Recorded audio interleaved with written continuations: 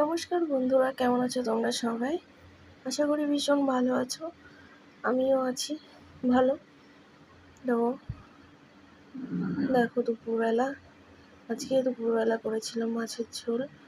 গরমে আর রিচ চলছে না, বেশি মশলা খেতে ভালোই লাগছে না।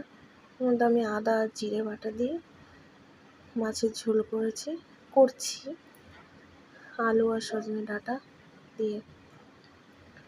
তো কে কে এরকম পাতলা ঝোল খেতে পছন্দ করো আমাকে একটু কমেন্ট করো।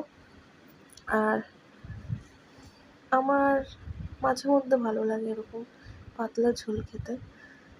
খাই না খাই। এ দেখো, বলতে বলতে দুপুরবেলা প্রচুর বৃষ্টি শুরু হয়ে গেছে। পুরো মুষলধারে বৃষ্টি, যেমন বৃষ্টি তেমন হাওয়া হচ্ছিল। তো বৃষ্টি